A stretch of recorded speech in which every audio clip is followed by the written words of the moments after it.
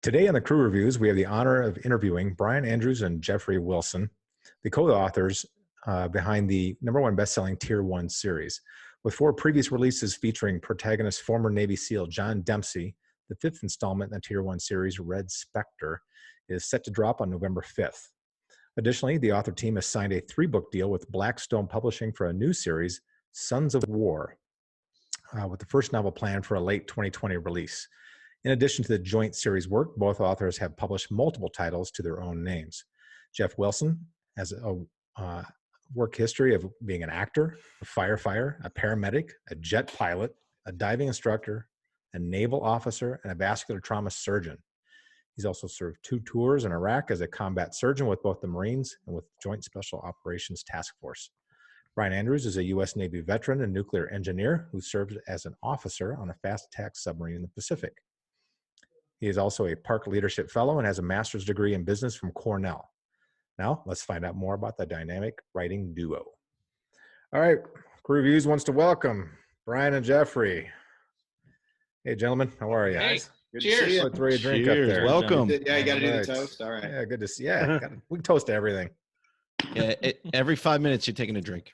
We toast everything. All right, so I'm going to start this right off in a fast and furious manner. So, question number 1. There's a number of parallel narratives in Red Spectre, whether it's Dempsey, Kodak, Petra, Catherine, or the president, or even the Russian president. So it helps to bring a balance to the storytelling. And as a writing team, do you split that work by character arc? For instance, say Jeffrey takes Dempsey, Morgan, and President Warner. Brian takes Kodak, Faust, and Petrov. Or how does that play out in the process that you guys have? That's a great question. And it's yes and no. So, because we write simultaneously, which I guess not all co-author teams do, but we write at the same time. So we'll divide the book into 3 parts, and then we'll tackle, part 1 or act 1, and we'll do bullet outlines for each chapter. And our outlines are childish, like they're almost pointless. It's like 2 fragments of a sentence that reminds us what we talked about. It's like, okay, Dempsey hat. Like, oh yeah, I don't like that. And so as we're writing, we'll start out having divided the POV. So like maybe I'm writing Dempsey and he's writing Grimes, and I'm writing, this bad guy, he's writing that bad guy. And we'll go along for several chapters that way. And every few chapters we swap and rewrite each other. So we've both touched every chapter before it goes in the master file. But if in part 1, I'm mostly doing Dempsey, then in part 2, maybe Brian will mostly do Dempsey and I'll do mostly Grimes. And so that way it gives us both a feel for the characters. You guys are all writers, so you know what I'm talking about. Like, yeah, you got to be in the mind of the character to really write well. And you've got to really like feel what they're feeling and stuff like that. And so if we don't swap off periodically, I think it wouldn't work for us. So we do both. We write from a single POV at any given time, but we swap up during the book. So Yeah, go ahead. I Go ahead, think that you notice something else that's sort of interesting too. We have these longitudinal character arcs, and you notice that there's this matchup, right? So you've got Warner, but then you also have Petrov. You have Jarvis, and then you have Arcady. And then you have Valerian, and you have Dempsey. So you're seeing these protagonists, antagonists, POV characters, and they're at the same level in the hierarchy. So as the story unfolds, you're getting both sides of it from good guy and bad guy perspective, which is pretty cool, right? As the action. Yeah, absolutely. Right. Adds So a you have tremendous amount of depth. So you got Red Spectre. It's coming out on November 5th. It pits Dempsey and his team against the Zeta, so a secret Russian task force. And although one could read that book as a standalone, the stories are all intertwined with previous books in the series. So would you mind telling the audience a little bit of the backstory to how Dempsey ended up where he's at now at the beginning of Red Spectre? Sure. Like you mean starting with the first book in the series? Well, yeah, you just give a brief overview, 30,000-foot view, and now Dempsey and the guys are at the beginning of the book. They're in this crazy gunfight. Right. So I think that one of the most important elements of the series as a whole is that there's this transition that's happening with John Dempsey. So when you first meet him in book 1, Tier 1, very beginning, he is a senior chief on a Tier 1 SEAL team. and they're doing a typical Tier 1 SEAL mission op. And for any of the, I mean, I don't think we have to worry about too much about spoilers here. We're 5 books in, but after the Tier 1 tragedy, he transitions, and it's been this 4-book transition of him going from a door-kicking SEAL to a spook, basically. And that's a completely different skill set. So by the time you encounter him in the beginning of Red Spectre, he's got 2 years of operating on this Black Force task force where he's using a lot of the skills that he had from the Tier 1, but he's had to grow a lot and change to adapt to this entirely different role. Right. Jeff can probably speak to that too, I would say. Yeah, I mean, I think that one of the fun things about this series has been that longitudinal arc, being able to take a character like Dempsey and not just try to wrap it up in a single book, but watch him grow and watch his relationships with the other characters grow. We have this angry guy bent on vengeance in book 1, and that continues on into book 2, and his target changes in book 3. But you see his skill set evolve, but you also see him change as a person. You see him slowly detach from his previous life. He had to leave and walk away from everything. So the whole world thinks that he's dead, and now he's got this new identity. He's got a son out there. He's got an ex-wife out there. And so he's got this evolution, not just in his skill set, but in who he is. He stops being the SEAL that he was. He really does start to be his knock.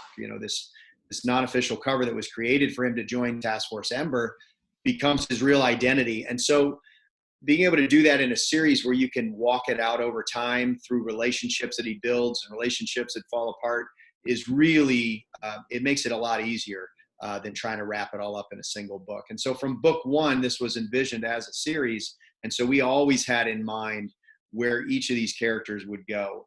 And now, we know that there's going to be a lot of changes in what people are doing. There's a lot of changes that will happen in book 5. People will see. We won't give any spoilers for that. But moving forward after book 5, the same thing will be true. John is going to continue on his arc to a whole new plane. But you see a character like Elizabeth Grimes who has evolved.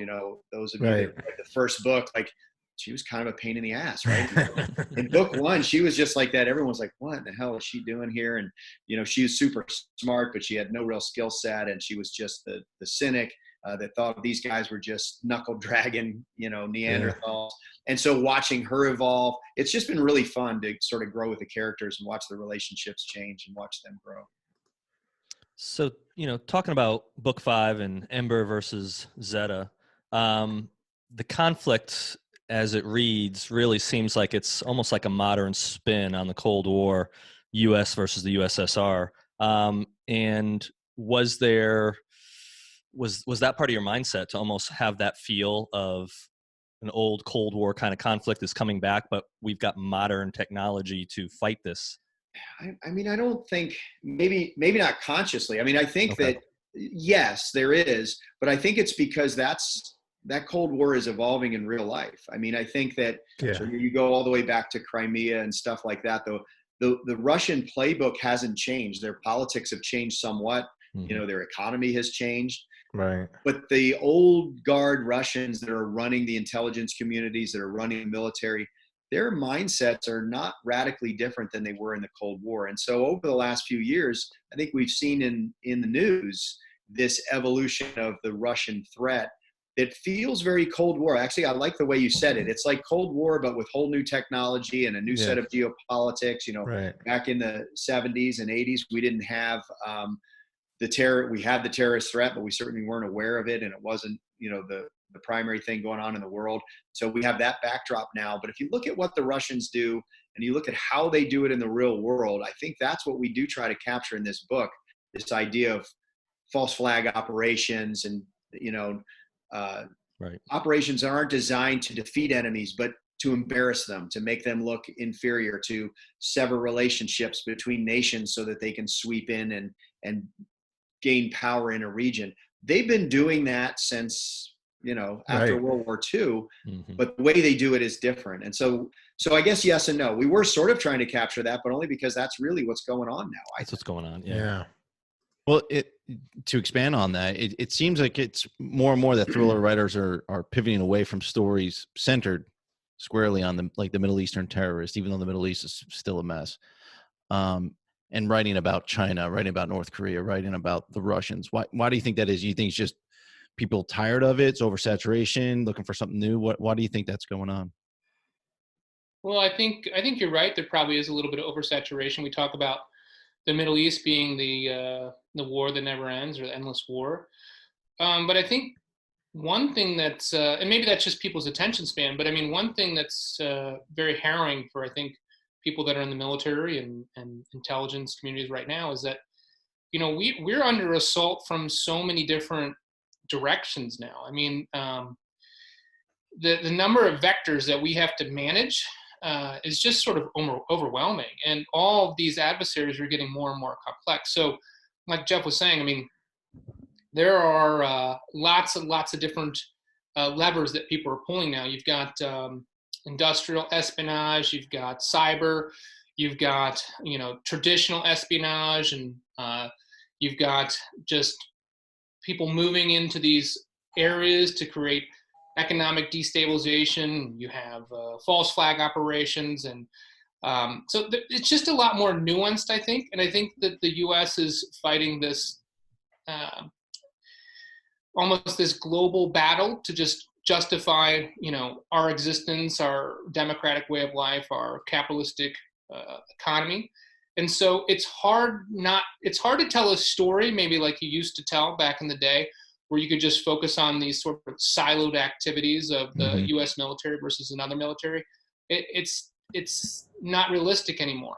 And so if you don't represent those geopolitical stressors and those elements like manipulation of politics through social media, if those don't at least find some sort of place in your manuscript, then I think it might not necessarily ring true to the reader, because that's what the reader's seeing every day in the news.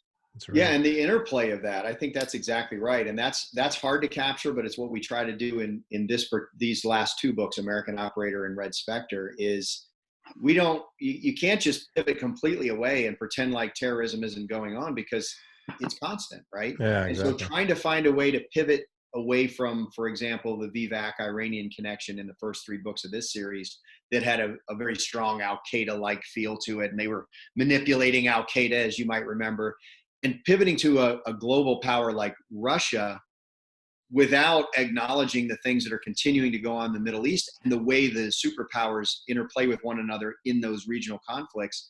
You're missing an opportunity to put a lot of really cool geopolitics, but also a lot of layers into your story that reflect what goes on in the IC now. Like the intelligence community, they have to deal with that. And so like in book 4, an American Operator, we had them false flagging this through both Kurdish forces and Islamic terrorists and trying to suss all that out.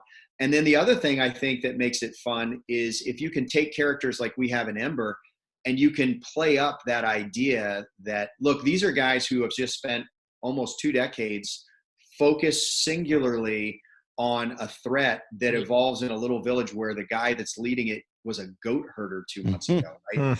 That's a different threat. And so there was a real downgrading of our ability to read a superpower threat because we weren't focused on it. And so you look at a SEAL, his life, his shelf life is 15 or 20 years, right?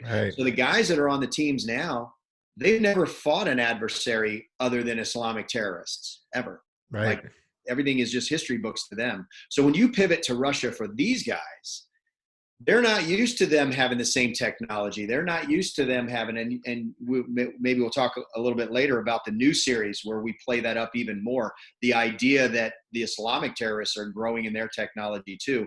But these operators, they've got to adapt. They've got to change, because this threat is not, finding the right cave where a bunch of guys are, eating out of a bucket. This is a pretty sophisticated threat. They've got air power, they've got cyber, they've got satellites. So it makes it fun, actually. Toe to toe with an adversary that's almost equal footing. Right. Almost. Well, right. And in Red Spectre, I think we make them as close to equal as we can, for that reason.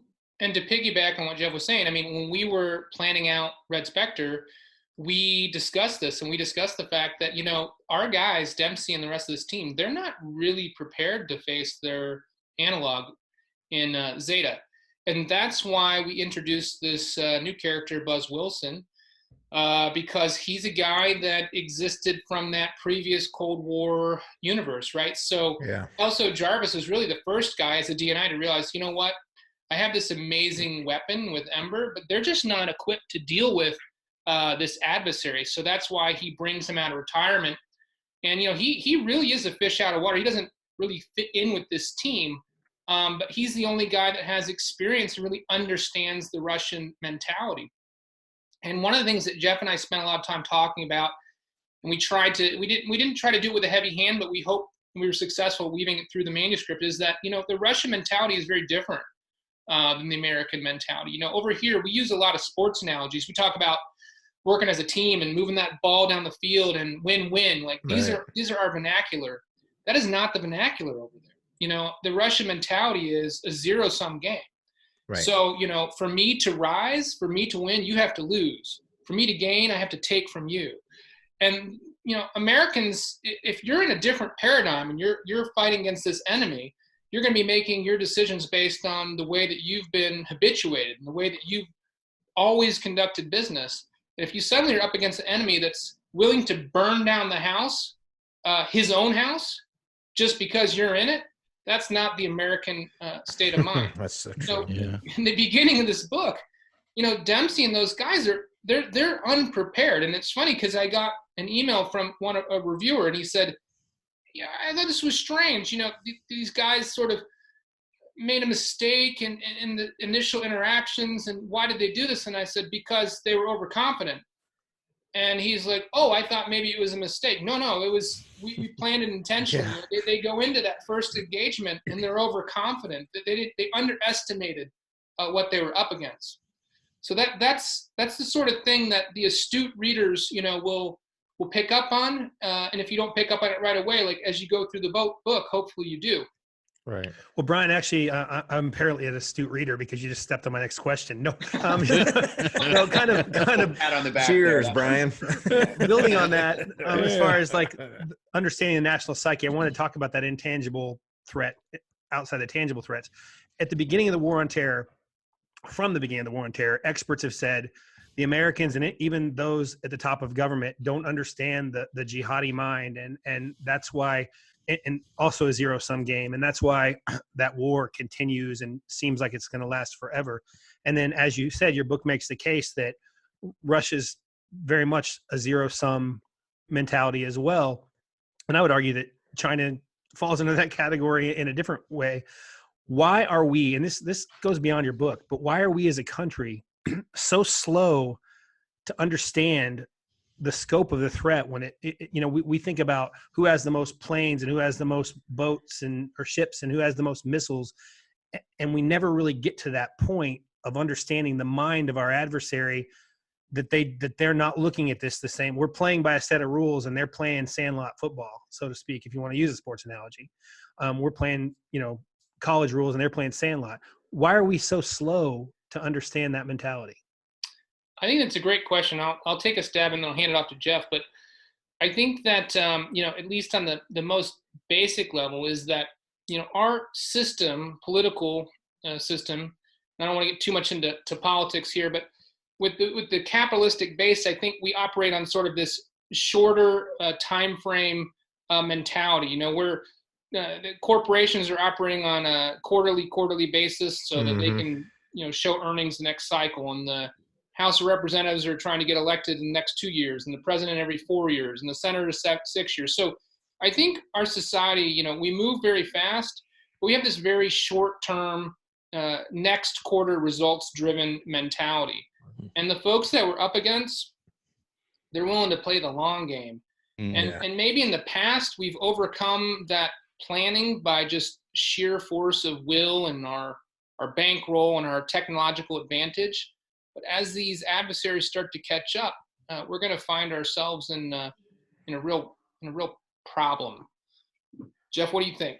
Yeah, I mean, I think I don't have much to add to that. I think that's exactly right. You know, we're an instant gratification society, and that's what you have to expect that our young military men and women are going to be like too. You know, instant gratification, they play Xbox, you win the game in Call of Duty, or you don't, you're alive or you're dead. And so we think in terms of this engagement, In the last generation, it was taking that hill, and this one, it's, stopping that threat. It's wiping out ISIS and not worrying about what comes up afterwards. And so when you face a more sophisticated threat that's technologically your equal, and they have that mindset difference that you're talking about, it's a cultural difference. And so, like, I appreciate your question, like, well, why don't we just adapt better? It seems like we would learn to adapt better.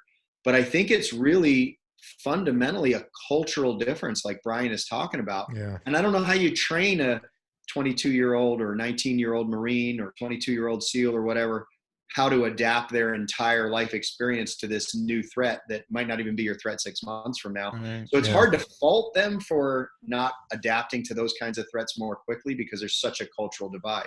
Now, you could argue there's that same cultural divide against Islamic terrorism, but that's such a divide. It's so radically apparent that it's irrelevant, right? It's like, well, Right. so we just need to kill them all then, because the idea is not that we're going to kill all the Russians. We want to stop their geopolitical game. Right. It's a little easier if all you got to do is kill all the ISIS guys, and then they'll stop being ISIS guys. So A different agenda. it's a great question. I wish I knew the answer to it. It's a cultural divide that's going to be hard to breach, I think. Yeah. Well, and to clarify, I did say all Americans, but I guess my confusion is with the kind of the old guard, the experienced soldiers and the experienced leadership that has been through this long enough to know better, and it just, it seems like we continue to make the same mistakes. Yeah. Hey, I want to go into your writing partnership a little bit here. I think people are really interested. I would assume that over the course of, 5 books, at some point, 2 smart guys might have differing ideas about what should be or shouldn't be happening in the book. And so, as a successful partnership, obviously conflict resolution is kind of part of that. And how do you guys deal with that? And has it changed over time? He's not going to believe your answer, Jeff, is he? I know. I got to warn you. The answer sounds like bullshit. It does. It sounds like it's something a writing. That's our whole show, so that's okay. Right. The honest answer is we really don't have very much conflict, and the key to our success is not that we don't have conflict and didn't learn how to deal with it. I think the key to our success is that we started off from the very beginning, getting to know each other. We were already friends, but getting to know each other as writers. And before we embarked on this, and you have to understand, it took several months for us to make the decision. It wasn't like over a beer, like, let's write a book. Yeah. I mean, there was like, should we, shouldn't we? And we sort of brainstormed it. And, one of us would say it's a good idea and the other one, well, maybe not. And, but what we did during that time was we got to know each other as business partners, because that's how we view this. And I think that the key is that our business goals mesh perfectly. Yeah. There's no ego in our writing. There's no pride of ownership in our writing. It's if Brian says, look, I think we'll sell 2 more books and make $3.80 more. And I'm like, change that thing. So, I mean, we know we're not writing something, we're not writing War and Peace here. It's pulp fiction. It's designed to entertain. And I think that the not making it about ego and not having personal ownership makes conflict resolution easily. Sometimes they'll be like, well, what do you think about this? What do you think about that? If it's something that, I feel strongly about, Brian will say, okay, I trust you. The other thing is that we bring different things to the table, I think, and that helps too. So there are times when I'm like, even if my gut says maybe it should go this way, if Brian strongly feels the other way on something related to geopolitical research or whatever, I'm going to defer to him because he hasn't been wrong yet. And so there's a lot of mutual respect that goes into it as well. But I will tell you, as much as that answer sounds like something you would just say on an interview that can't possibly be true, we have never really strongly disagreed that I can think of ever. In how many books have we done? 5, 7, 8, 9 books or whatever we've done. There's never been a real conflict at all. And in fact, back to the ownership thing, I'll tell you, by the time we're done with a book now, even my wife will say, oh yeah, chapter 8, like that, you wrote that, right? And I'll be like, I don't know. And again, that sounds like something that's made up. I don't remember. It's, Brian says all the time, it's sort of like being a parent. Like, it's not like, okay, those are your 2 kids and these are my 2 kids. Yeah. They're just our kids. And some things you're better at parenting, some things I'm better at parenting. And, and so you just do it together. And when the kid does great, you're both equally proud of them. And that's sort of how the books are. It's like we created them and there's just not really that ownership thing. Right. Now Brian will go, yeah, Brian. Now go ahead, Brian. Tell us the real story. Yeah, the real story is no, I mean, dick. Everything he says is complete bullshit. I love the honesty. Keep going. Keep going. We have our opening clip ready. We know who the husband is. It sounds like I was kidding him, but it sounds ridiculous, but it's so true. But the reason why is because we started off, put a stake in the ground in the very beginning. And Jeff said, I remember the first couple of months, he said, I think the way we should approach this is, let's not worry about anything other than the finished book. Like we'll figure out our process as we go along. And so we sort of experiment with our process. And I think both having come from the military, just this idea of collaboration and teamwork, it came very naturally to us. And as soon as you check your ego and you put that in the drawer, all the problems go away. And so what happens is, we, like Jeff said, I would say like 80% of the time, we come to if there's something we're trying to figure out an answer to, we just jointly come to the solution through a quick phone call. And then if 20% of the time, if one of us feels strongly about it, then we just say, no, I really think we should do this. And it's never gone past that. Like it's always just been at that conversation. In 9 books, really. You never just, slam the phone down. It sounds ridiculous. There's been a couple of times where maybe 2 or 3 times where one of us will be like, yeah, I'm not sure, but you feel strongly. Let's try it that way and see. We can always go back and change it. And in all the times we've done that, I don't think we've ever changed it. If someone really, really put a stake down and said, no, I feel really strongly about this, and the other guy says, well, we'll start with that and change it if we have to. I don't think we've ever changed it, have we? That's amazing. In 9 podcasts, I've hung up on Eric and Mike. Every time. It's like Zsa Zsa Gabor, I'm telling you, man. You guys have your eye on the prize and your finished product. Well, it's a shared mission, right? I mean, it's like the military, like you said. This is the mission. We're going to accomplish it in whatever manner it makes it the most effective. That's what we're going to do. Right. Well, we just want this. We just want this thing to be the best damn book it can be. Right. And neither one of us could write this book by ourselves. So this thing is the goal. And like Jeff said, the parent analogy is a great one. Like we just care about this kid.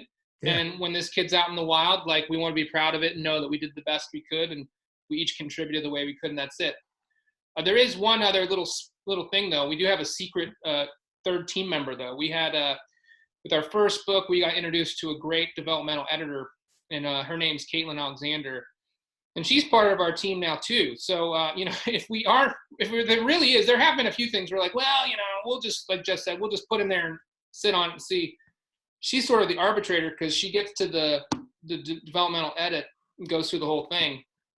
And that throws another little monkey wrench sometimes in the works. But most of the time, we take her feedback. It's a female perspective now coming in after we've written the book. And it's great because she'll say, well, woman wouldn't say that. And if she did, it would mean this and blah, blah, blah. Or, I don't understand this. This doesn't make any sense. Or you've repeated yourself 10 times. Like, let's take this out. And by the time, we get her comments back, it's the same sort of thing. Like 80% of them we disagree with. And then another 20 we're like, nah, she's wrong. Like, we're going to leave this in. But, that's part of our secret sauce too, is that we do have this other third party, this female perspective on our team. Yeah. Well, and I'll tell you, I feel strongly enough about it. We'll say her name again for anyone that's listening and cares. Caitlin Alexander. She is the best developmental editor out there, to the point where I will tell you, when we were finally meeting our editor and having our conference with our new editor at Blackstone for this new series, the very first thing on our agenda on both of our lists was, can Caitlin Alexander come over here with us and be our developmental editor? I mean, she's amazing. And that's awesome. You got to trust somebody. Yeah, it's good. So yeah. If you have an opportunity to work with Caitlin Alexander, strongly recommend. Nice. So guys, clearly with co-writing partnerships, a lot of times it's might be a 90-10, 95-5. I mean, it's rarely a 50-50 from most of the insider information we've heard and known. You guys aren't like that. And you've even said, and Jeff, you've told me personally, and I know it's cool that you can go back at the end of the book and go grab chapter 8 and go, I don't know which one of us wrote this line. That's awesome. How do you handle the research? Is research kind of done the same way? Do you split up? Do you guys come up with an idea of saying, well, I don't know much about this. and you decide who's gonna research that item? I think both are true. So one of the things that we both have in our personality that makes us work, one of the similarities is we're a little bit perfectionist when we're approaching things. He's a little more of a perfectionist in the actual prose. I will tell you that. There's sometimes when I'm a little sloppy, Brian will fix it. But when it comes to when it comes to content, when it comes to story arc and character and geopolitics and setting and all that, we're both pretty obsessive about getting it right. And so the split occurs naturally. So if I'm writing chapter 9, and in chapter 9 I need to talk about the fact that they are now in Manbij in Syria, okay. I just put everything down and I open up the computer and I do that research on the spot as I go. And he's doing the same thing. So when I'm going back and reading his stuff, I'm like, oh wow, I didn't know that. And so I know that he's done a lot of the same thing. So the split is probably pretty close to 50-50 there as well, just because of our process is a little different than some people's. A lot of people outline in great detail and do all the research up front. We tend to do it a little bit more as we go on the fly. And so the way we divide the project lends itself to us doing the research that way as well. You think that's true, Brian, or do I do it all? Okay, I do it all. Yeah. Right. No, I mean, that's exactly right. And when you were saying that, I just realized something. Like, I've never fact checked you, and you probably have never fact checked me, because we are researching as we go. Wikipedia quiz. What did Jeff say? We're gonna start a problem with these two guys. Oh no. Up until that 5th book. I strongly recommend you fact check me, Brian, moving forward. FYI. So kind of continue with those mechanics. Do you guys talk every day? Is there a certain time of week? Do you video conference? Is it always on the phone? If we talk sometimes 3 or 4 times a day at the stage. Like, we're in the stage now where we're in the we're doing our last pass of a rough draft of the first book in the new series. It's due to our editor in 2 days and 17 hours. So who's counting? Who's right, counting? Yeah. Who's counting? So when we're at this level of a project, it's not unusual to talk 10 times a day, because we're putting that polish on and, what do you think about this? What do you think about that? When we're in the first draft run, he's writing his chapters, I'm writing mine. We still talk every day, and oftentimes, I guess on the average 2 or 3 times a day, probably. Some of them are quick, short, 2-minute, dude, what about this? Okay, cool. But yeah, we have to talk all the time. The only way the process as we do it works without a lot of outlining, without a lot of scripting and all that, would be if we communicate constantly. But if we lived in the same town, we'd do nothing, because we're also good friends. So some of the calls are just like, hey, what's up with your daughter and how did school go or whatever. If we lived in the same town, we would do no work. It would take us 4 years. And I'd be broke, because we'd be having lunch out probably every day. We'd be drinking better wine. We'd be eating better. Yeah. One thing you guys might not know about Jeff is that he's really, well, you probably noticed so far, but he's really, really funny. And he also can do a lot of impersonations. So any of you can hit any accent, and Jeff can probably do it. He can knock it out. But he won't be doing that today. I can't just turn it on and off, man. It's not like that. All right. Yeah, right. So We'll do a Brian, let me special ask you, how edition. did you guys meet? I know you guys are friends. We both remember this inciting event very differently. So thankfully you asked me the question, I get to start first. Yeah. So as I recall, it was Thriller Fest, and we were in the same debut author class. But as you know, Jeff is, agoraphobic. Like, he's afraid to go out of the house and talk to people and stuff. And, he's always tripping over his tongue. So he was very shy. He was at that opening Thriller Fest cocktail party. And I just felt bad for him. So I took him under my wing. Yeah, who took wouldn't? him around, introduced him to people and stuff. And at that point, I think, what was it? You never left me alone after that, right? Yeah. Restraining order came. That's how you remember it. Yeah. That's not exactly it. It's we did meet as debut authors. I will tell you, the one part of all joking aside, the one part that's not untrue is I don't socialize well. I don't enjoy cocktail parties and socializing and stuff. And so that first year, Wendy will tell you, we sat in the hotel room before we went down to the first cocktail party, and I'm going, the little catalog they have, a little program. I'm flipping through there and I'm circling all of the guys that are in the military, right? Like, okay, I can talk to these guys if I have to. Like, if I have to talk to someone. And so like, I'm trying to memorize their faces. And then I remember seeing Brian, and he was a Navy guy, and he was in submarines. So when we were at that cocktail party, I did see Brian, and he was sitting at a table. When I tell it, usually joking around, I'll talk about how he, had a big food stain on his shirt, and picking his flies open. Crying. His flies open In the corner. Like, so of course, but he was, all joking aside, he was sitting by himself, only because I'm sure he was tired of the throngs of people giving him attention. But I did walk over and say, "Oh yeah, you're Brian Andrews. We're in the Navy class." And we started a conversation that way. And I figured I could talk to him because he's Navy. And it turned out our daughters were the same age, and they actually text each other and stuff even now. Cool. And our approach to family and marriage, we just had the same values. So we hit it off and became friends and stayed in touch over the subsequent year. And so by the time we went to our second Thriller Fest, we were already pretty fast friends. Yeah. And that was when we started discussing maybe collaborating on a project, which was your idea, right? Nice. Yep. And he played hard to get. I had to chase him down, and basically I had to offer to just give him the book for free, and then he finally agreed. So that's guys, that's not a joke. That is exactly what happened. That's true. When he first asked me if I would do the book, he said, and we didn't really have a book in mind. He just had sort of an idea of, you've worked in special warfare and I've been on submarines. We can do this whole series of books with subs and SEALs, and it'd be really cool. And what do you think? And I was like, oh yeah, no way. Ever do that? Like, because I'd written a couple books already, and I'd been writing my whole life, short stories and such. And I just didn't really have a picture or a vision of what really that could look like writing with someone. It just didn't make sense. I couldn't see how it could work. But we were friends already, like I said. And I was like, look, if you've got a story idea and you want me to help you, we can talk, if I can, any insight I can give you. And he's like, well, yeah, let's brainstorm it together. And so he laid that little honey trap. So we started brainstorming this thing over a couple of months. He asked me a second time, do you want to do it together? And I said, no. And about 2 or 3 weeks later, we actually had this story laid out, and it was pretty good. It was a pretty exciting story, and I was totally hooked on it. And that was when he dropped that oh, you can have it thing. He really did do that. He said, look, let's do this. We'll write 5 chapters, and we'll see how it goes. And if it's going great, let's keep going. And if it's not going great, you can have the book.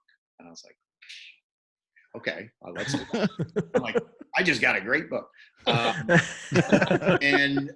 So we started out, we're going to write 5 chapters, and we never even had the conversation again. I think it only took us, and we had done a lot of brainstorming, right, Brian? I mean, it wasn't like now where we start with just a germ of an idea. We had brainstormed this thing for a couple months. We had a pretty good vision where it was going. And we wrote the whole manuscript in like 4 months, and never had a conversation again about whether we continue.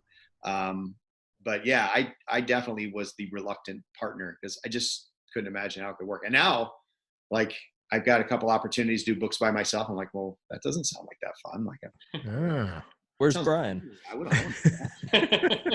I think if I call Brian, he won't talk to me if I'm working on that book.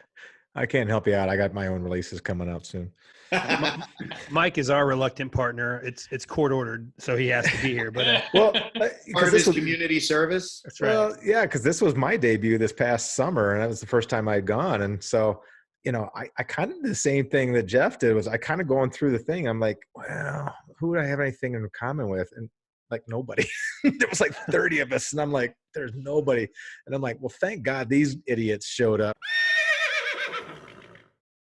You guys alluded to your new series coming up, and Red Spectre is kind of in that second of a trilogy kind of feel to it. And you've got obviously another book coming out, I would think anyway, after Red Spectre. So why jump into yet another series and in the new publishing arena, even while you're still kind of in the throes of this one? Greed. It's mostly greed. Yeah, I get it. This new series, first of all, when you have 2 people writing a book together, and especially using the system we use, it takes us 3.5 months to write a rough draft. Another few weeks to do our first pass edits, and then say 4 weeks to do developmental edits. we got to have something else to do for the rest Yeah, of no the kidding. year. So we definitely have the time to do it. This particular series came out of the Tier 1 series. So there's a character in this series. We introduced him in War Shadows. His name is Chunk, Lieutenant Commander Keith Redman. He's a SEAL that augments Ember on a couple of operations.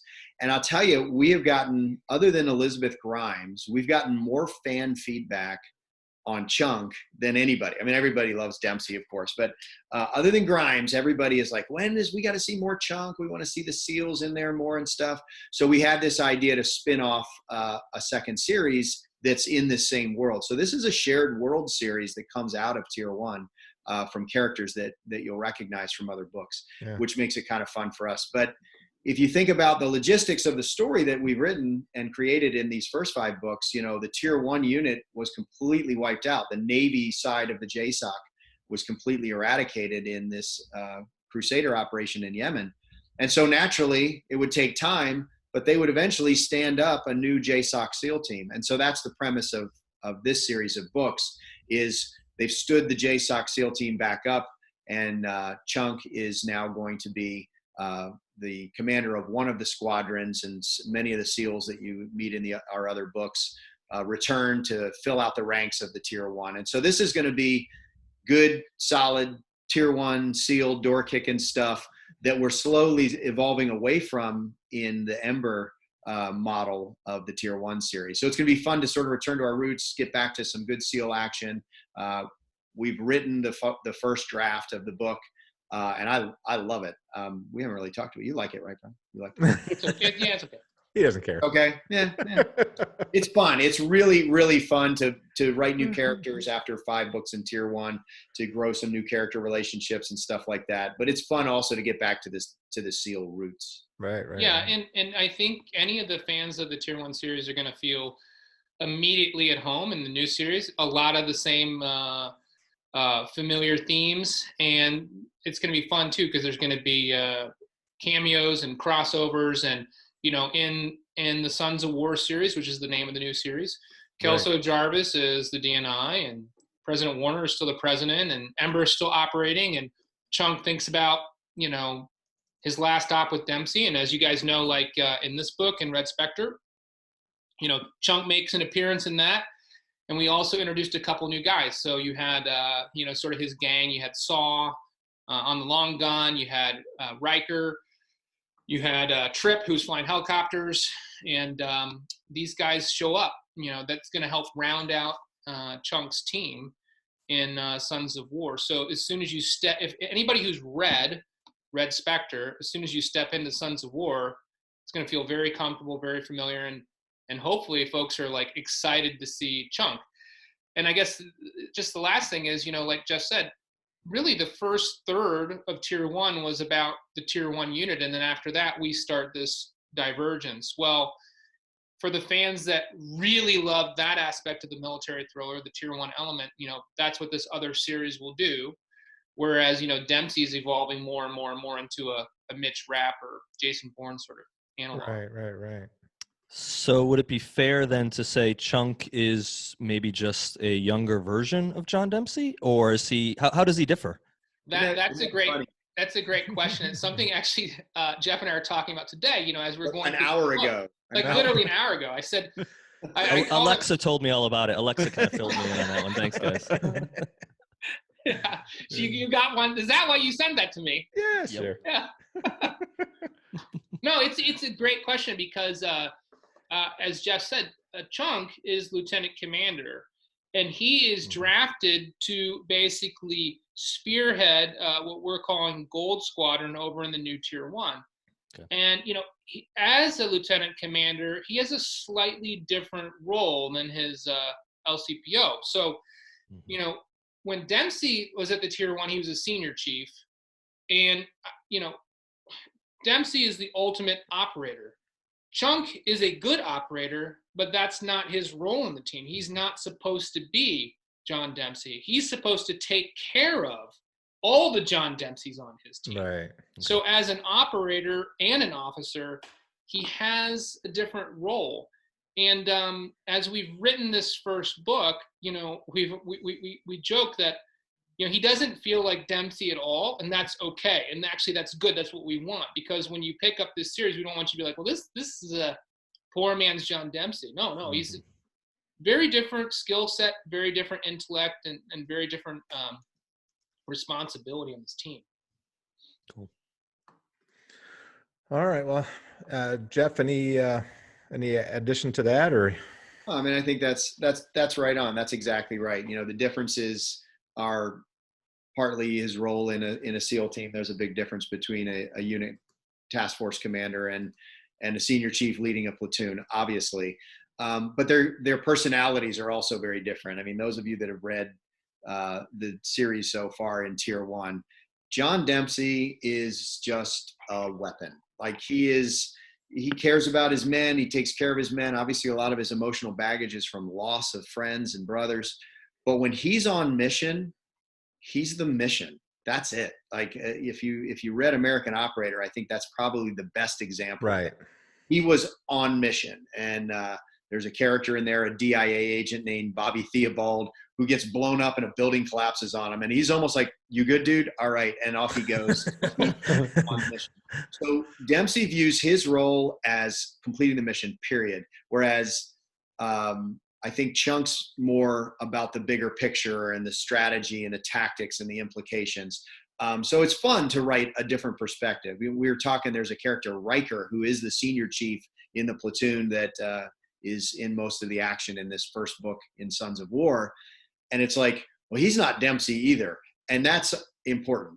There's only one John Dempsey. No one else could be John Dempsey. So if we tried to write another Dempsey, it'll either feel like a knockoff or, like you said, a poor man's Dempsey. It's like, oh, he's almost as good as Dempsey, and nobody wants to read that. So it's a lot of work to make them very different. But they're, in terms of Chunk and Dempsey, the nature of their positions makes it a little easier, I think. Got it. Well, gentlemen, we've reached this point in our interview where we change gears a little bit. We used to call it lightning round, but since the two of you are here, this is going to be more like the dating game.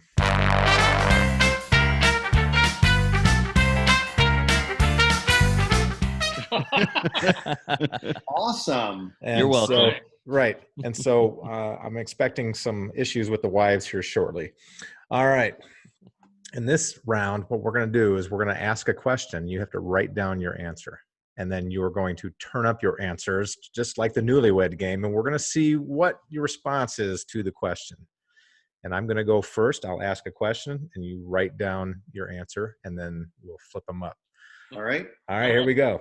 So for both of you, write down what your partner's biggest fear in life is. All right, flip them up, gentlemen. Let's see what you have. Sharks. Failing to impress me, obviously.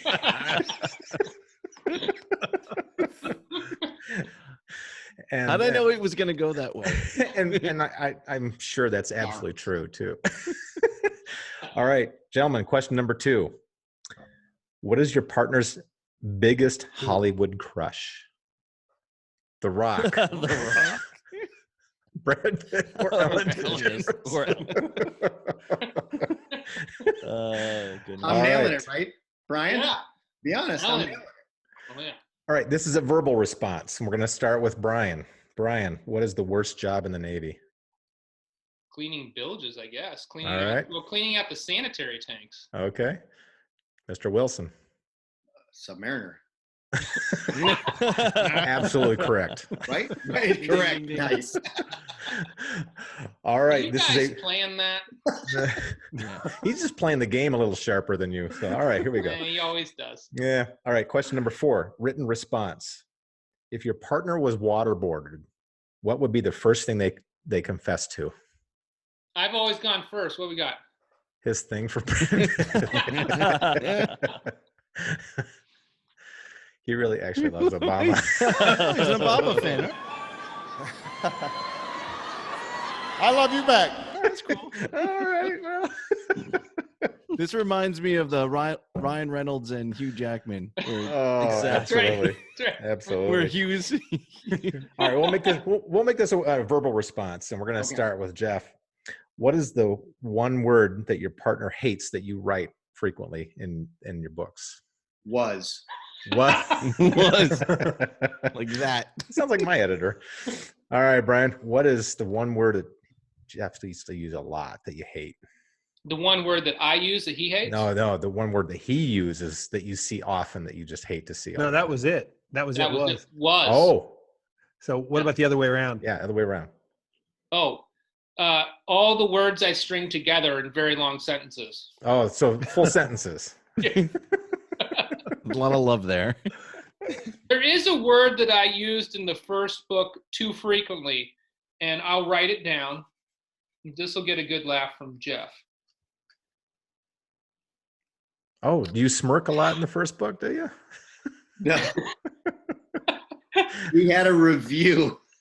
We had a reviewer at Amazon whose review said, smirk, smirk, smirk, smirk, smirk. He smirked, she smirked, they smirked. Everybody's smirking. This book sucked. All they did was 1 star. Oh, that's beautiful. So in Foreshadows, we didn't know it, but the other guy was independent. We were each independently going through and removing every smirk that we saw. I still do that. You won't find a smirk anywhere. There's in no America. more smirking. Nobody well, then I just smirks don't believe the anymore. story. No one's head nodding. No one's smirking. That's it. All right, I'm done. Eric is Okay, up. I'm up. And the guys have told me I frequently ask about pizza, but my first question is going to be about pizza. And written response, please. What does your writing partner love on his pizza? You can't say Brad Pitt. That's been. don't have Oh, to this is a written.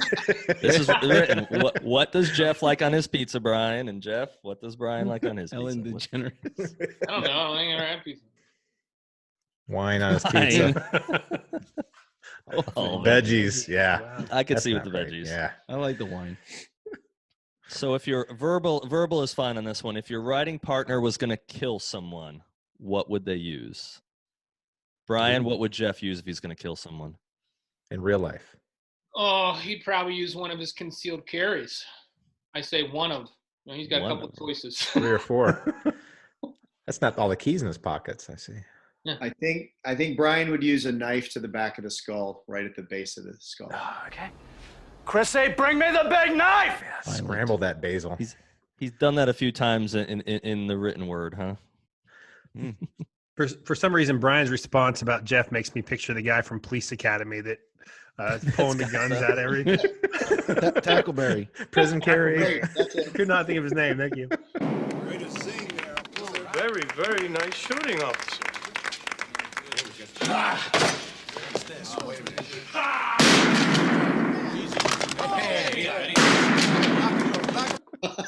Yeah. So Brian, and this is a loaded one because he's had like a resume of 100 other jobs he's done. But if Jeff stopped writing books, couldn't write anymore, you're not partnering with him anymore, what's he doing with his life? And Well, Jeff, same question for you. What's that? You're right. I mean, his resume does read like a novel, and he'd probably become a hang gliding instructor. And he'd be good at it too. That's the one Probably. last thing he hasn't done. You know, The or one best of darn those good one. boat drivers or something like that. Yeah. All right. Jeff, what would Brian be doing? I think he'd be a Speedo model at a dive bar. Hey, we want to see that. Cheers to He'd work with that. Chris. Yeah, Chris. Chris, you into that too? I didn't know. Yeah, now that the world knows, yes. Oh, great. Yeah. You have to do something at the Secret Service. That's why I'm no longer a Secret Service agent. That's Well, that's another one of the story. reasons. That should be your all-mail review. The Secret Service. It has a double meaning. It's Yeah. perfect. Silent Secret Service. What happens in Colombia stays in Colombia. Oh no. No, apparently Not anymore. Apparently it doesn't. I don't know if you Not watch when it gets picked up in the Associated Press, it doesn't. Yeah. So your writing partner's favorite living author is whom? Who is the favorite living author for each of you? The other person there. Jeff for Brian, Brian for Jeff. I think Jeff's right now is probably Joe Hill. Yeah, Yeah. that's Cool. a good guess. I assume it's me, but it definitely is. Excluding his- you, No. Jeff. I'm sorry. Yeah. Dude, Number 2. it's You you. mean there's other writers? You know what? I think Brian is, and I'm not hedging this, but Brian has a very eclectic taste. So it would be a list of writers. But I know that he's a huge fan of Don Bentley's upcoming book, and I am too. It was an amazing book. But he talks about Don all the time. So I think right now Don Bentley is one of his favorites. That's fantastic. Cool. Nice to know. Don getting a nice Good shout out, dude. That's There you go, awesome. Don. We're expecting that arc any day, so looking forward to it. Yeah. Oh, you're gonna love it, dude. It's really good. Nice. And it's hard to pick a favorite when you only have a agreement with yourself. You'll only read one book from one person. In their life. And that's it. That's it. Not One an and done. Agreement, a contract. Right. Yeah. It's in writing. And another good 2020 debut is Chris Howdy. Deep State's pretty It's unique unbelievable. and original. Yeah. Cool. Haven't read that one yet. Yeah. It's different, You'll enjoy but it. it's amazing. Yeah, he's got a voice that stands apart from others. So that's one of my favorite things about it. But all right, you're up for me, and you guys can do this verbally. You have to make a Casey Kasem style long distance dedication to your partner. What song do you choose?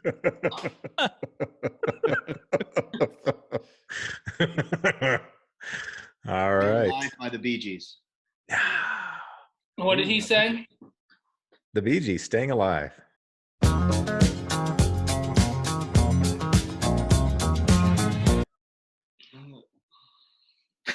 Staying Alive? YMCA. We were just talking about that before you guys got here. That was what we talked about. Woo. That's funny. Small So world. now it makes sense. Okay, your partner has to replace a protagonist in a movie. Which movie? I think for Brian, it's definitely Die Hard. He'll have to work on his German accent a little bit, but yeah. Yeah, Hans Gruber. We could see that.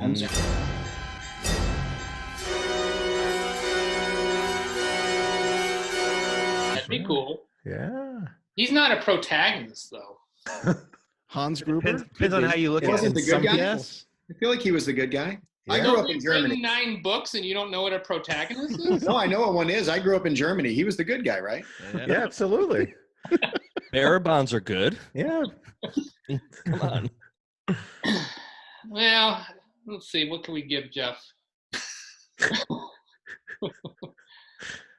You know how in Mission Impossible they make the mask and they take the face Yeah. off? Yeah, sure. Yeah, there we go. We'll give him the Tom Cruise, but he's always wearing the different masks.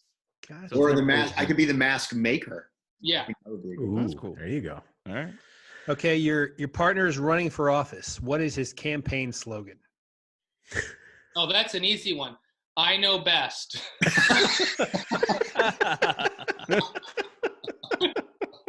I feel like that's been done. Just let me tell you. And the partnership ends after Red Spectre. Here we go. Well, Sorry. if it's anything like our writing, it will be "Let me fix it." Those are both actually fantastic campaign slogans. Beautiful. Look at this. We should this end last, there because I don't know if we get any better than that. No, that's pretty much it. End on that note. We've you hit know the- what? Actually, hit the that's probably a good thing. Yeah. Chris, you're up. So, Magnum PI or A-Team? Magnum guy, just because he's Navy. Yeah, I'm A-Team. There you go. peak. Okay. Oh, So you guys swap bodies temporarily, Oh God. right? For like 10 minutes. What's Shower This just should be a first written thing one. you do to your body? when I get back into my body. No. You're still in the other person's body. What do you do? You're going to be in there for 10 minutes. What are you going to do? What is wrong with you guys? How long do you got, Doc? yeah. How This long? is like a 1 hour show minimum. I mean, if it was after I got back in my body, it's shower for 3 days. And if I'm in Jeff's body, I'm gonna drink a whole glass of Metamucil. Oh yeah. Well, I'm gonna eat only processed foods. Oh, yeah. With gluten or without? And all the gluten. All the Or the extra gluten on? You're both I'll going for make a sandwich colonoscopies the where next it's day. bread, types of bread and bread. Oh, man. All right. You guys are You're giving holiday gifts this year. Brian, what are you giving Jeff? You know, well, I don't want to see here.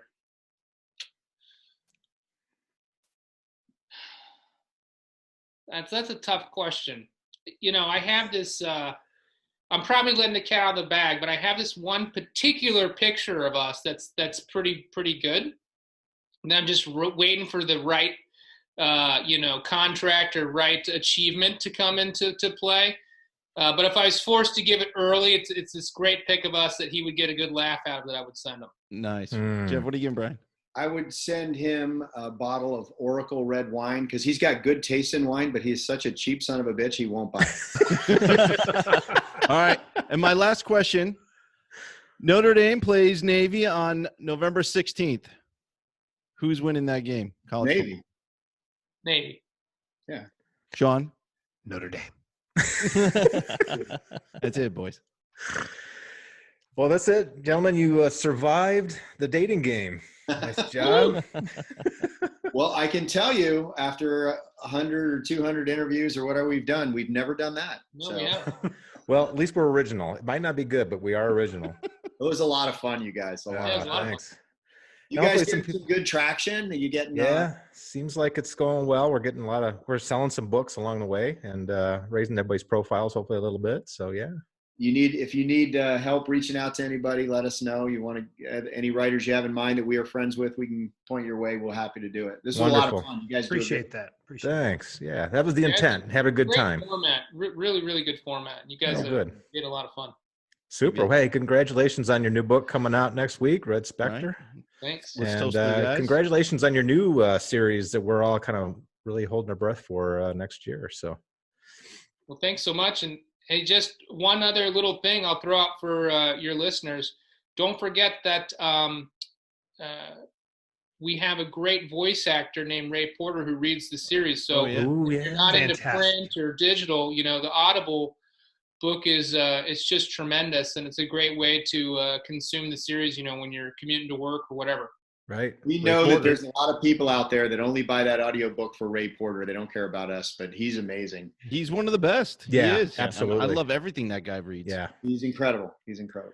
Well, we're fortunate to have him too on board, and we're going to toast you, gentlemen. Congratulations. Tier one. To future success. Jeff. Congratulations, boys. Thanks, guys. Good Thanks, time. guys.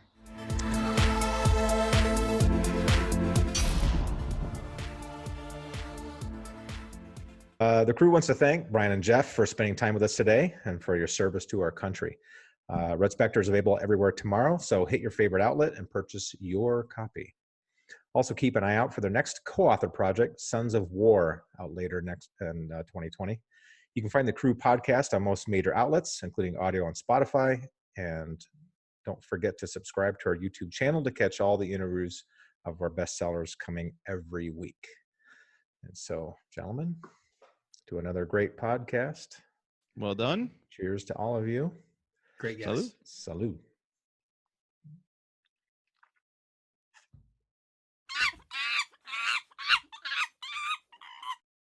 They've been working together for a while. I imagine that, because we do the same thing with 4 people. Can you imagine how much easier it would be with just 2, I would think. Is that your suggestion? Which 2? Which 2 are we losing? Well, I'm probably going to die before everybody else because I'm older. So that's what we're hoping for. At least. Yeah, exactly. All right. The Chris and Eric show. Let's see. That's right. Me first. Look, we also accepted early on. Everyone knows I write the books. Yeah. So you got to help them out a little bit. Put his name wherever you want. Everyone. Small print, big print, doesn't matter. Andrews and Wilson. Now, go ahead, Brian. Tell us the real story. Yeah, the real story is dick. Everything he says is complete bullshit. I love the honesty. Keep going.